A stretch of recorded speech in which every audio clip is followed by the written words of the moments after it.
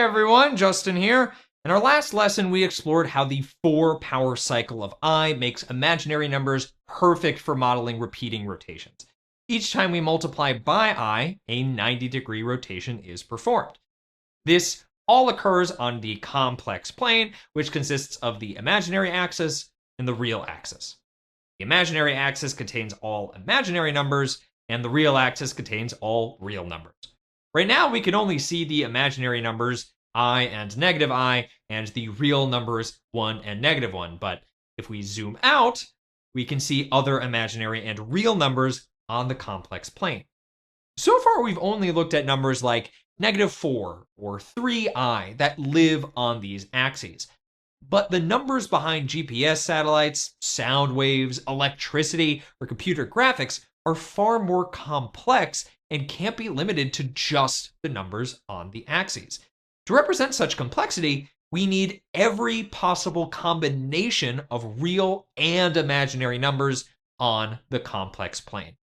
Fittingly, we call all numbers on the complex plane complex numbers. And today, we're going to learn all about them. Let's get into it.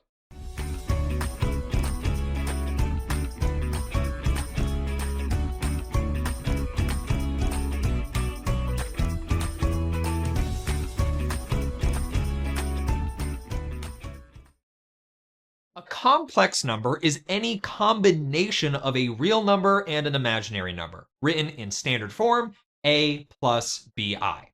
The real number is represented by a, and the imaginary number is represented by bi. Take this point on the complex plane. This represents the complex number 3 plus 4i. This complex number combines the real number 3 with the imaginary number 4i. Another complex number is -5 minus 2i. What are the real and imaginary numbers that make up this complex number?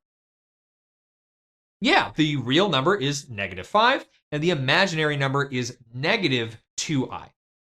Now, -3 is also a complex number, since it's on the complex plane. What are the real and imaginary numbers that make up -3? -3 is the real number, and 0i is the imaginary number. So we can write it as -3 plus 0i. Complex numbers are written in standard form with either addition or subtraction. In this form, the real number always comes before the imaginary number. Think you can fix up a complex number that's written incorrectly? Write the complex numbers in standard form, and then identify the real and imaginary numbers that make them up. Pause now. Okay, what comes first in the standard form of complex number? Since a represents the real number always comes before the imaginary number. And here are the complex numbers in standard form, along with the real and imaginary numbers that make them up. Feel free to pause if you need a moment to look these over. Complex numbers provide us with an infinite number of combinations of real numbers and imaginary numbers that work together in the real world. In GPS satellite waves, the real numbers represent the strength of the waves, while the imaginary numbers represent the timing of the waves. For GPS to work, there needs to be at least 4 satellites, and each of them has their own complex number. The GPS receivers in our phones add or subtract these complex numbers to pinpoint our exact location on Earth. So, how do we add and subtract complex numbers? We'll start with adding complex numbers. Even though I is defined as the square root of -1, we treat it like a variable whenever we're performing algebraic operations with it.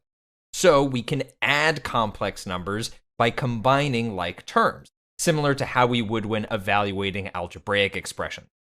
Color coding the like terms is a great strategy to make sure we're combining like terms correctly. It's important to include the operation within each complex number, since that tells us the sign of the imaginary numbers. You might also want to use shapes like this if you prefer. Ultimately, we're just combining real numbers with real numbers and imaginary numbers with imaginary numbers. Let's try this first one together. What terms can we combine here? We can combine 8 with -10. And we can combine minus or -9i with +12i. What does this expression evaluate into? 8 plus negative 10 equals negative 2, and negative 9i plus positive 12i equals positive 3i. Our final answer is negative 2 plus 3i. All right, your turn. Go ahead and evaluate the second expression on your own. Pause now. Combining like terms, we combine 14 with negative 6, and combine 37i with negative 25i, evaluating to 8 plus 12i. Nice work! Similar to subtracting algebraic expressions, we subtract complex numbers by distributing the negative 1 and then combining like term.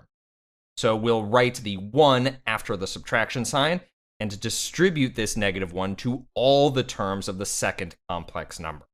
What would this become? Negative 1 times negative 10 equals positive 10, and negative 1 times positive 12i is negative 12i. Let's bring down this first complex number. This is turned into an addition expression where we can combine like terms. So we can combine positive 8 with positive 10, and combine negative 9i with negative 12i, evaluating to 18 plus negative 21i, which simplifies to 18 minus 21i. Okay, try this next one on your own. Pause now and come back when you're done.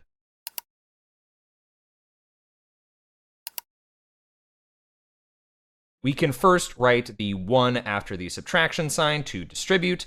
Negative 1 times positive 14 is negative 14, and negative 1 times positive 37i equals negative 37i. We'll bring down the first complex number, and now we have an addition expression where we can combine the like terms.